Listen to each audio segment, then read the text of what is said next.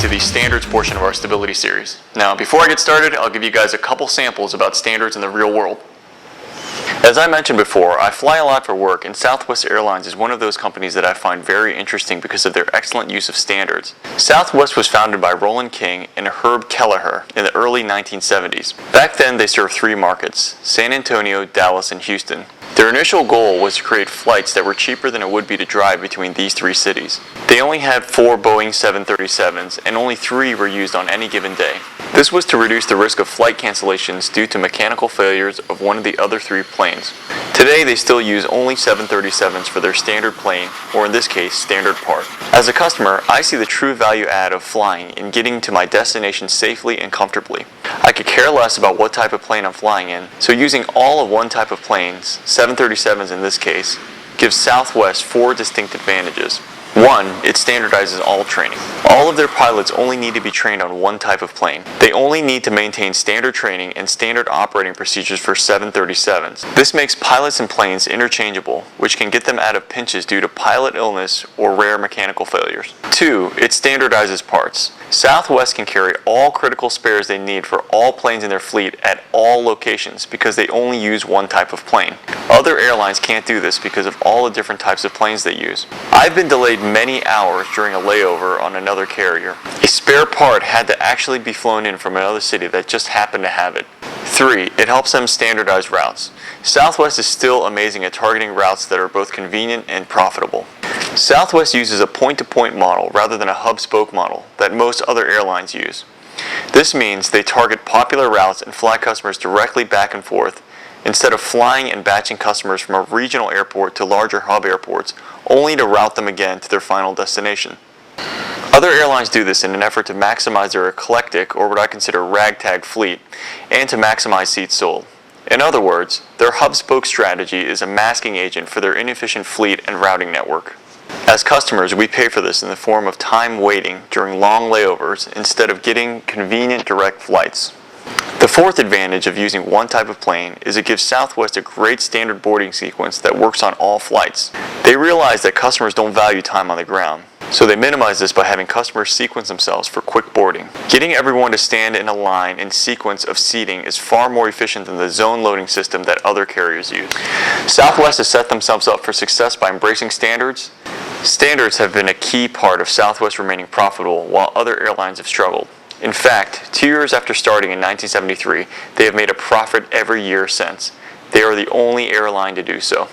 So on one of my recent trips, I rented a Toyota Yaris, and the first thing that I noticed was the dash being located in the center. It turns out this is a standard part to drive out costs of this budget automobile. As you know, drivers in countries like England and Japan have their steering column located on the opposite side of automobiles as we do in the US. This means Toyota would have to create 2 different dashes to accommodate.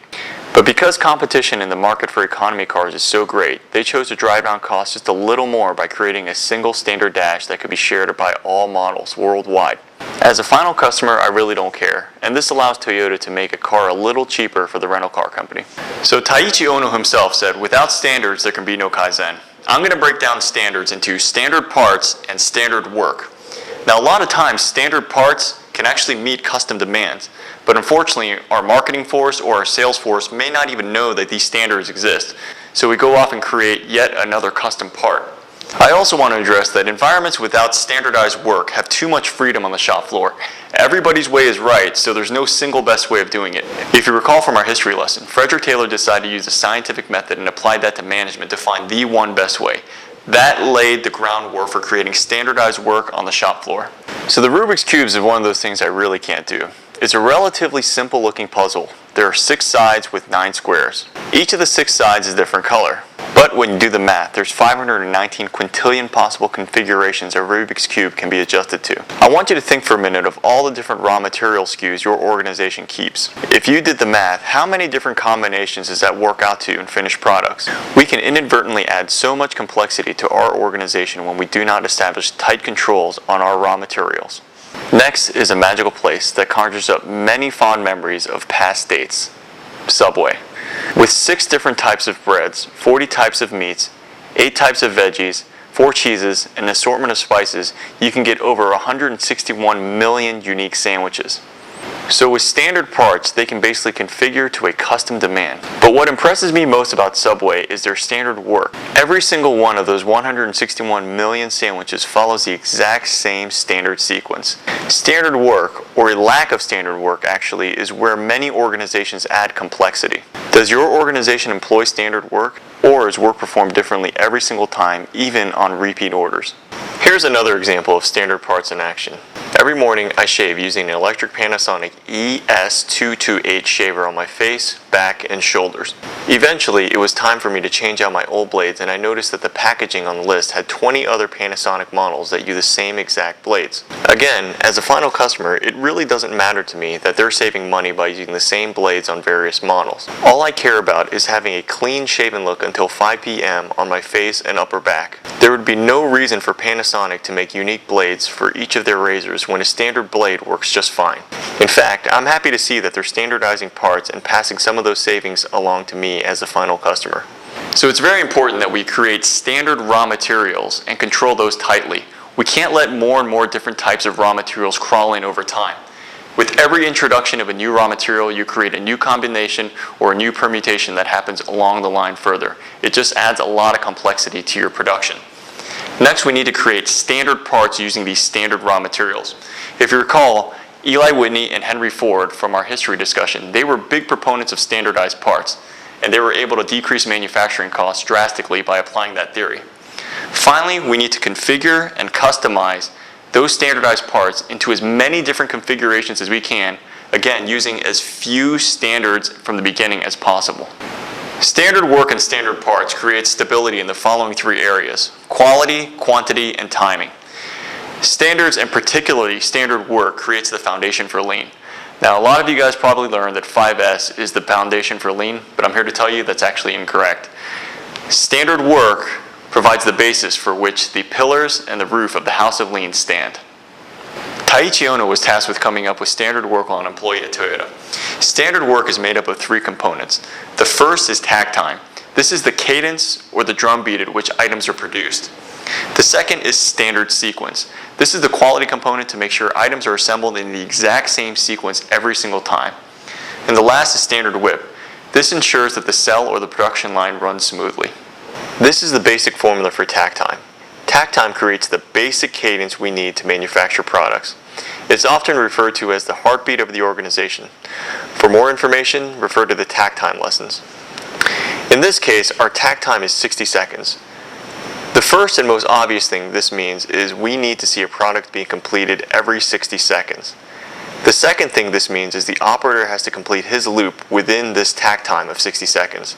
So, you see that the operator completes the loop and completes the product in the planned 60 seconds.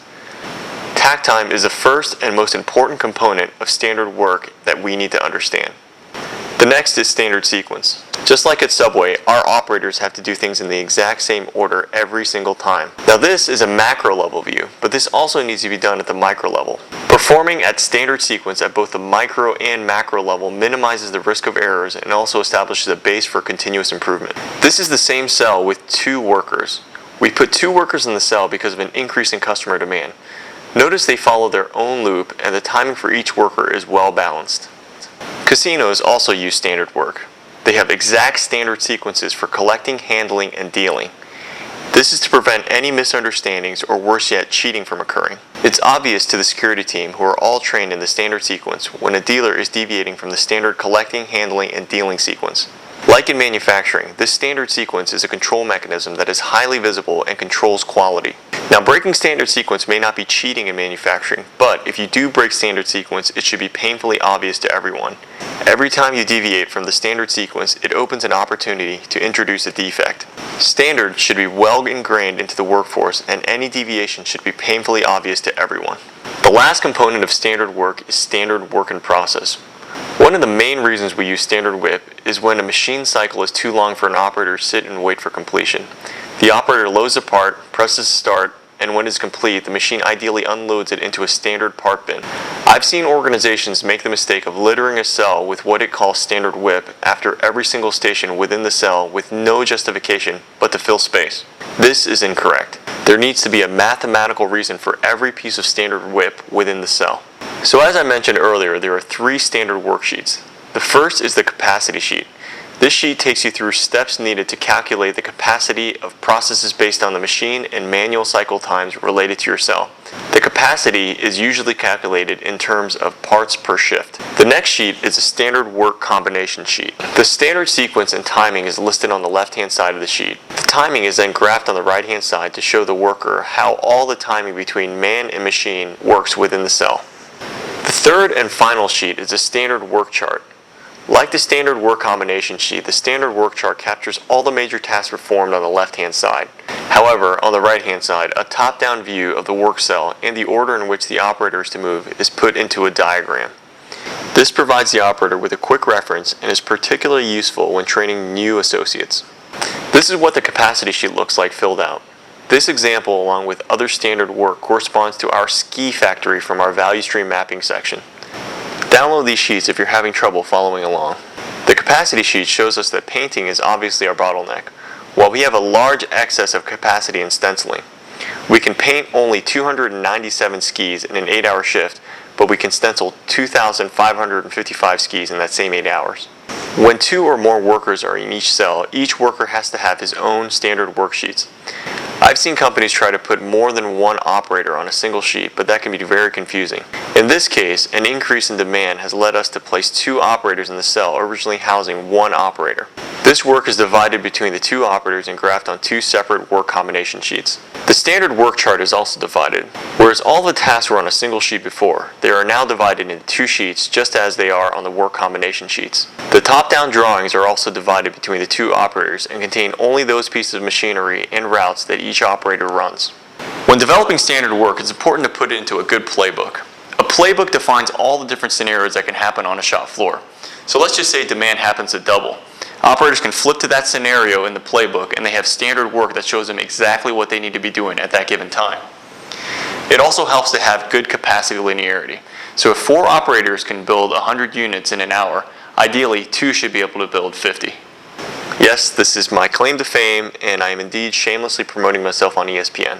This is the ACC Championship football game, and I'm here in Tampa, Florida with one of my Simplex Improvement partners. One of the things that makes Georgia Tech's offense so excellent is their great playbook that Coach Paul Johnson has installed. The playbook is based on quick adjustments using options based on what happens during the play. In football, the difference between winning and losing can depend on your playbook. But a good playbook is not enough. Each player has to be well disciplined to follow the plays and follow through with assignments.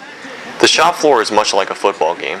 It can be very chaotic if you do not have a standard set of plays because various scenarios can arise. In a football game, each player's actions are defined by the play. On the shop floor, each worker's tasks are defined by standard work and the playbook. In both of these cases, football players and shop floor employees are relying on each other to know their assignments and to follow through with the plan.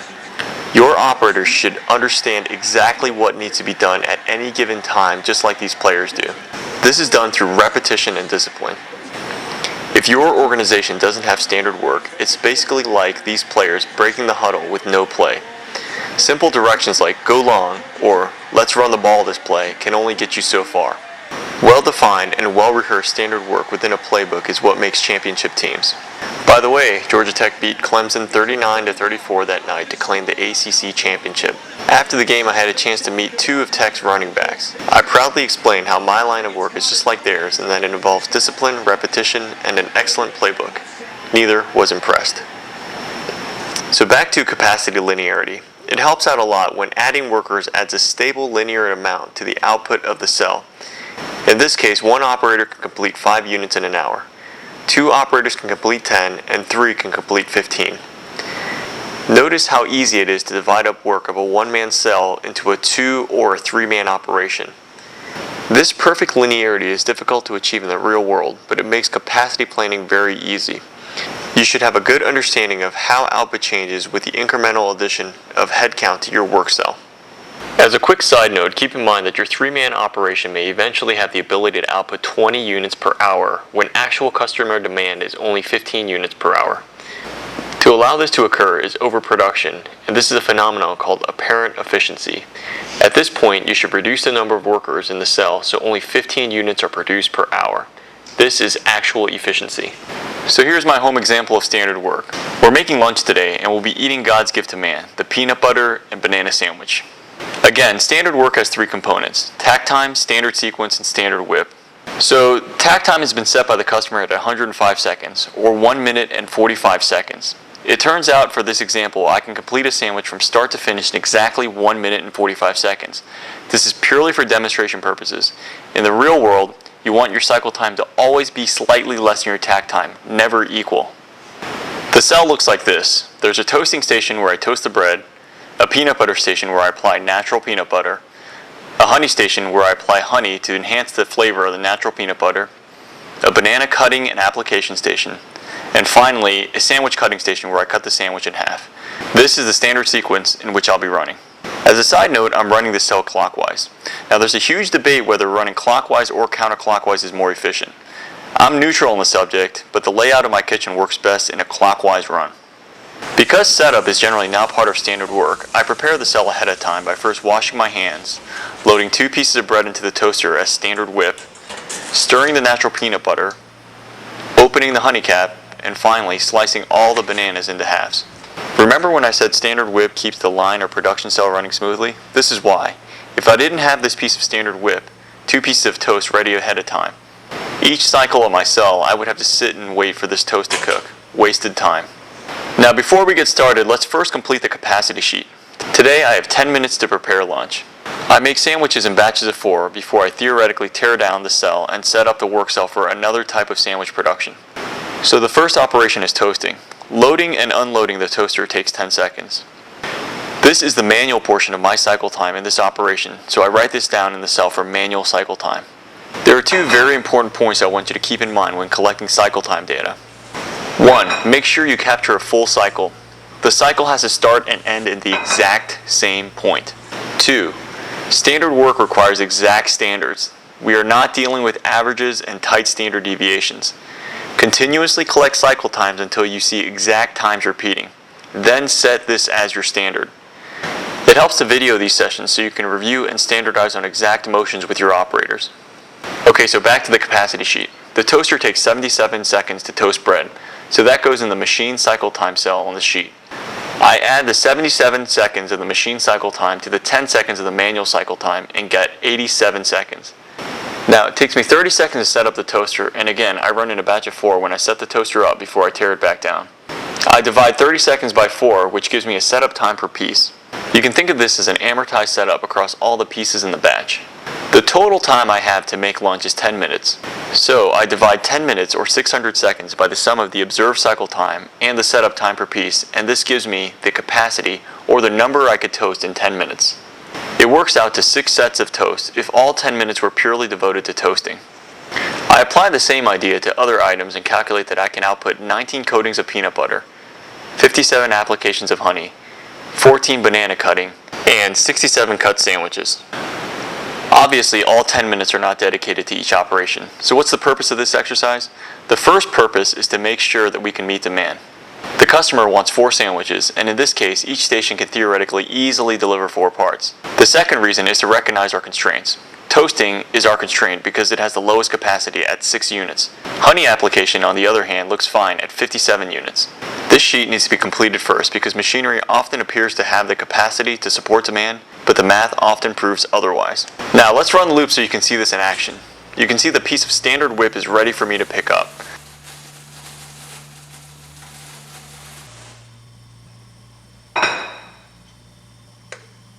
I move to the peanut butter area and apply.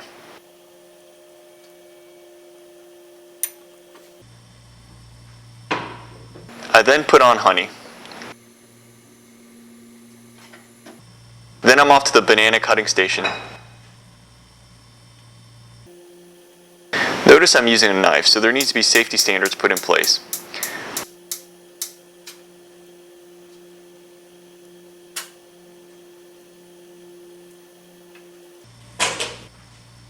I then move to the sandwich cutting area, which also has a safety requirement.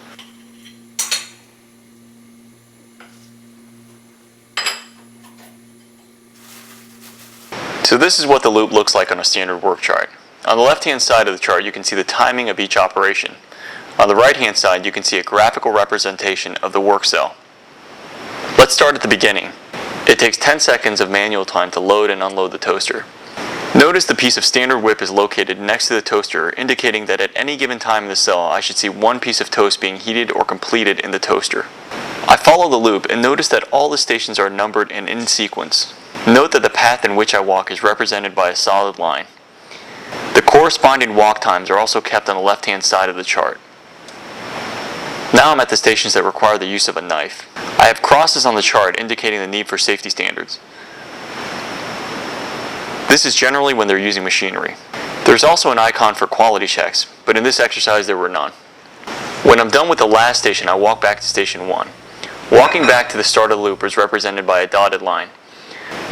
Don't make the mistake of assuming the loop is complete here. Once I touch the bread in the toaster, the loop ends and the next one starts.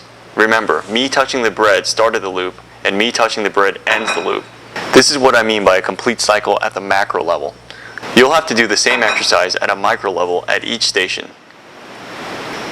Now let's take a look at the work combination table. The left-hand side is exactly like the standard worksheet. Manual work on this sheet is denoted by a solid line. So at workstation 1, it takes me 10 seconds to unload the toast and load 2 more pieces into the toaster. So I make a solid line and scale it to 10 seconds. The toaster takes 77 seconds and the machine time is denoted by a dotted line. Walking time is denoted by a squiggly line. So it takes 2 seconds to walk to the next station, so I put this on the chart. I continue this to the end of station 5. Then I make a squiggly line back to station 1 to show that I walk back to complete the loop. There wasn't any waiting time in the system, but if there was, I would use a line with 2 arrows. Waiting time generally occurs when an operator has to wait for a machine to complete its cycle before moving to the next station. So this should give you a good understanding of how to complete the 3 standard worksheets. Standard work is the basis for Kaizen. If you can't establish a base and get everyone to perform a task the same way, there's no hope for you to improve. Following standard work is a bare minimum I expect from an organization. Every employee should constantly be looking for ways to improve the current standard. I expect every employee to contribute and to push the cutting edge of what is considered standard today. These incremental gains found through standardization is why Taiichi Ohno said standard work is necessary for Kaizen. Without standards, there can be no Kaizen. So here's a quick summary of what we learned. We learned about standards in the form of standard parts and standard work. We also learned about the components of standard work. We learned about the standard worksheets and a little bit about capacity linearity.